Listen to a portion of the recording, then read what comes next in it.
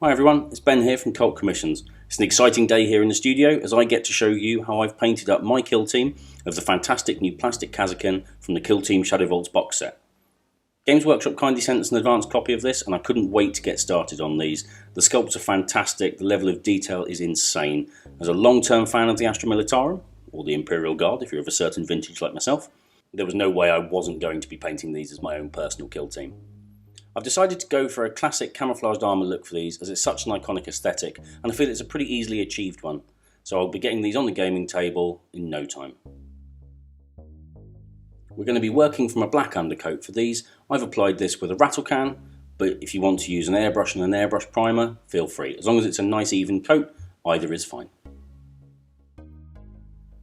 So the first colour we're going to be using is Russian Dark Base by AMMOMIG. It's a really nice colour this one and it's perfect for Cadian armour. So we're going to focus on getting a nice smooth coverage over all of the armour panels on the miniature, rotating the model, turning it upside down as you need to. We're going to be using other highlights in the future to brighten the miniature, so we don't need to worry about doing this over a pre-shade. It's just about getting a nice smooth flat coverage across all those armour panels to get us started.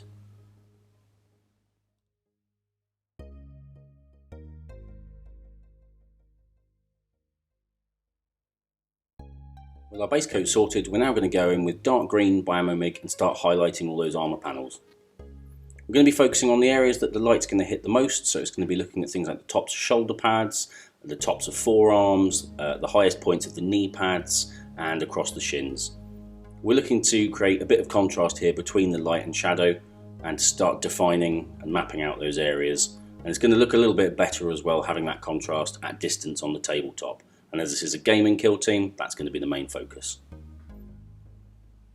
Take your time with this step, it doesn't need to be rushed, and it's well worth getting right, because it sets the tone for the rest of the model. And there we go, that's the first highlight done. You can see the areas of light and shadow mapped out nicely, and in preparation for our second highlight, which we're going to do next. So for our second highlight, we're going to be using Russian Light Base by AMMOMIG. I really like this one. It's a desaturated green, but it's still quite bright, so it's going to work well as a highlight without being too overpowering. Take your time with this step and focus on your airbrush control, as you're only applying very small volumes of paint to this miniature now. We're focusing on those very key uppermost areas that the light's going to catch. And again, this is really to help add some definition, so they're going to be really visible from sort of 3 foot away on the gaming table. After this, we're going to be working in with a brush for some highlights, so this is the last airbrush highlighting stage. And this shoulder pad showing off the full effect of this process of highlighting, with the brighter green at the front and the much darker green at the back, the contrast between the two really defining the area. With the second highlight done, you can really see the difference between the areas of light and shadow. However, for me, the shadows are looking a little bit flat, so I want to liven them up. I'm going to take some contrast creed camo and I'm just going to work back into those shadows just to give it a bit more vibrancy. Whilst I'm mixing up my contrast creed camo wash for the shadows, which is a 2-part paint to 1-part thinner mix, I just wanted to take a moment to say thank you to everyone who supports us, both here and particularly on Patreon. It allows us to keep producing multiple videos a week across the platforms and all sorts of other exciting content, which just wouldn't be possible without your support. So thank you very much. When you do head over to Patreon, check out the Gharagaks terrain painting tutorial I did a few weeks back, because it ties quite nicely into this Kasrkin tutorial. Yep, that looks about the right dilution, so let's get that in the airbrush and let's start getting into those shadows.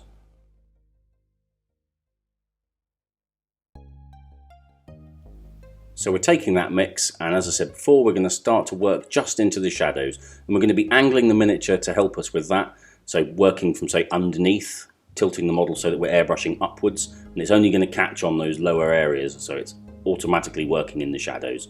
Working across the bottoms of the knees, you can just see it just adds a little bit of vibrancy and brings the shadows back to life.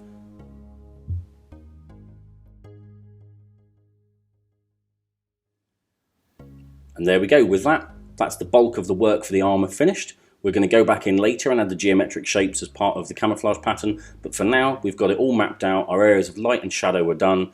We can go in now and start filling in some of the other details on the miniature.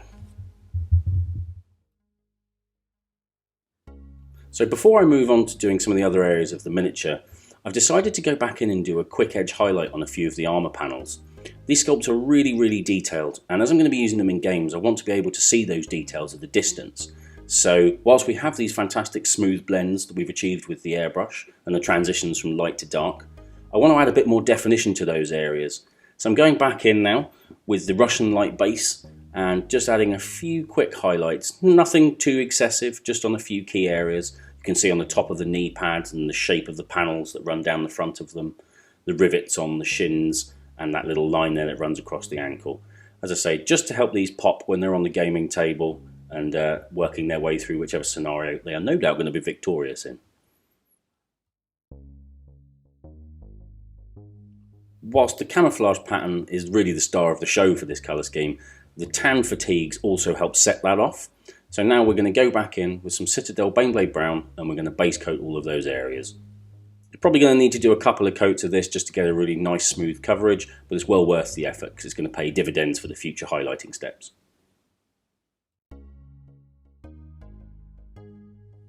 Using an equal parts mix of Citadel Baneblade Brown and Citadel Screaming Skull, we're now going to start applying some highlights to the fatigues.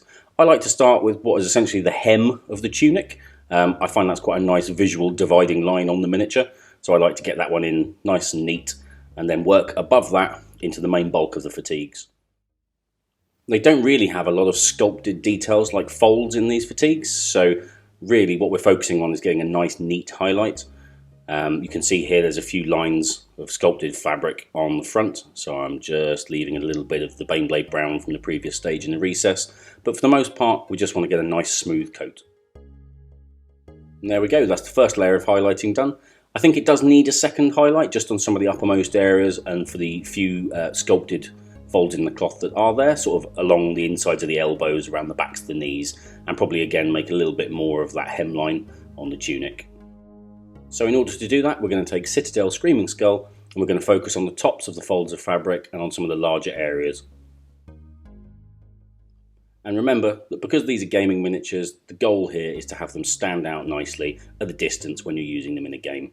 So we might over-highlight certain areas to accentuate that when you're looking at them from about 3 feet away, which is sort of the standard gaming distance. I started to get a little bit carried away here, started painting in some of those lines as opposed to just following the sculpted details. You absolutely do not have to do this. This was just me getting absorbed into the project and getting a little bit carried away. I think that'll do for the fatigues. As I say, they're not the main focus of this colour scheme, they're just there to accentuate the rest really. So that nice neutral tan is going to help showcase all of the other details.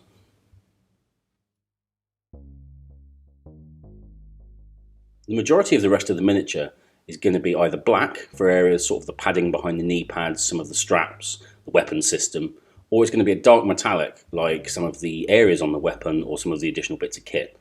So now I'm taking AK's Intense Black and I'm just going to block out all of those details. This is actually quite a rewarding step, as the more that you complete, the more you fill in with the black, the more the armour and the fatigues show up. So this is quite a nice therapeutic step. With all those areas blacked in, you can really start to see the miniature come to life. Now I think we're going to go in and highlight all of the areas that are going to be black, so things like the weapon feed, his boots, the padding behind the knees, and certain bits on the weapon system. I like to highlight black using the AK Gen 3 Basalt Grey. It's quite a nice warm grey and it's not very overpowering, so it's really rewarding for those small quick highlights like we're doing here, just picking out some of the raised details and the sharpest edges, again with the goal of making these nice and visible on the tabletop. Very often with black it's really easy to overdo it and end up painting something that looks actually quite dark grey, so less is more here. Do a few highlights, step back, see how it looks, and then keep adding if you feel like it's necessary.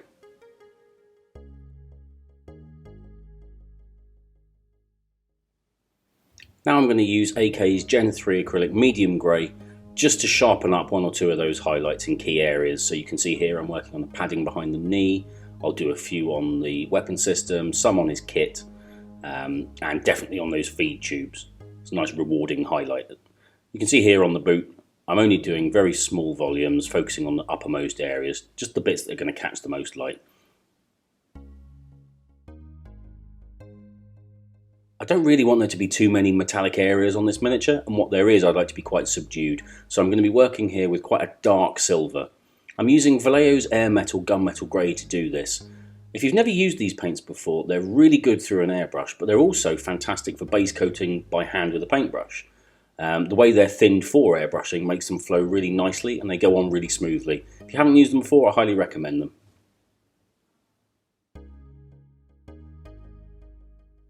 I'm just going to give the metallic areas a very quick, simple highlight. And to do this, I'm using a 50-50 mix of the Vallejo Air Metal Gunmetal Grey and our AK Medium Grey from earlier. The Medium Grey brightens up the silver, but it still keeps it quite subdued, so it's not as in your face as if we'd used a bright silver or even a chrome. So now we come to the powerhouse of this colour scheme, and that is the geometric camouflage pattern.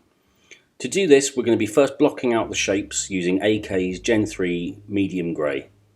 Take your time with this step. You want to go for a bit of a less is more approach. Maybe do one or two smaller shapes, see how they're looking on the panels, and you can either change the shape slightly or make them larger depending on what you feel is needed.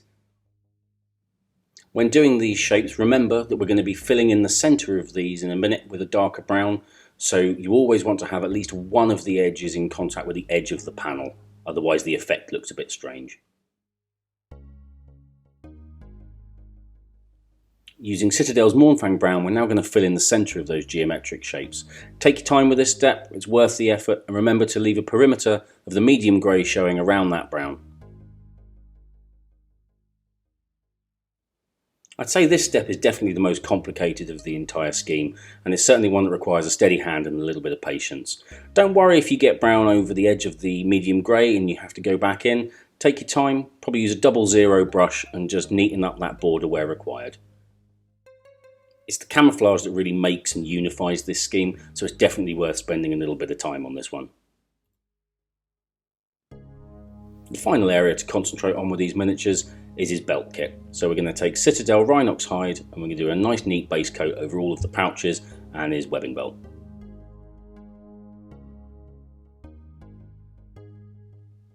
To add a bit of definition to this, we're going to do a 50-50 mix of Citadel Rhinox hide and Citadel Screaming Skull, and we're going to apply a nice simple edge highlight just to a few of the uppermost areas, sort of around the outside of the pouches, the rivet, that kind of thing, and the top of the belt as well.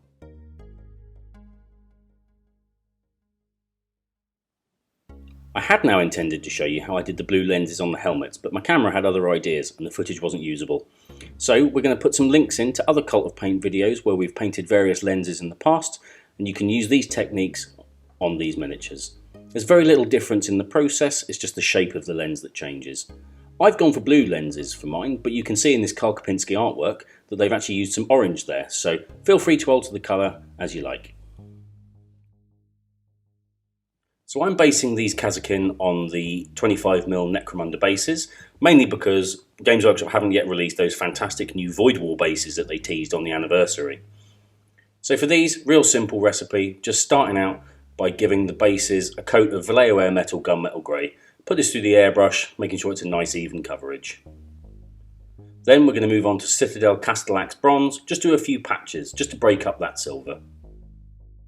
Using Pro Acryl Light Bronze, we're now going to give the bases a quick dry brush. We're going to use this to pick out some of the raised details and to mimic some of the printed on effects that you see on the tiles that come within the Kill Team Shadowvaults box. This is going to tie the miniatures into the areas when you're playing games. It's going to help with that immersive effect.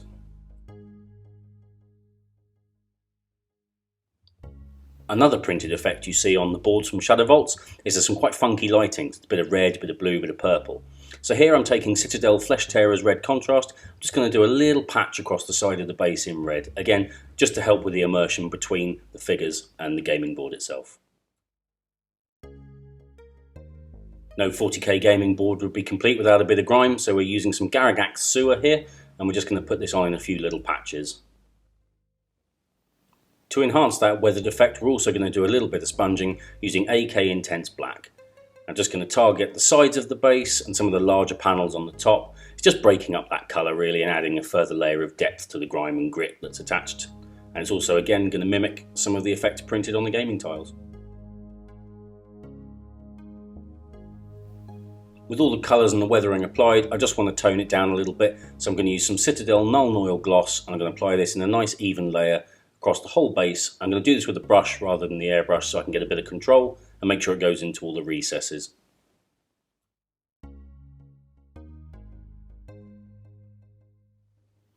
And that's the base is finished. All that remains is to paint the edges of the base rims in a nice matte black and glue the miniatures on. And there we go, that's the first half of the kill team finished. I'm going to hopefully find some time over the next few weeks to finish them up.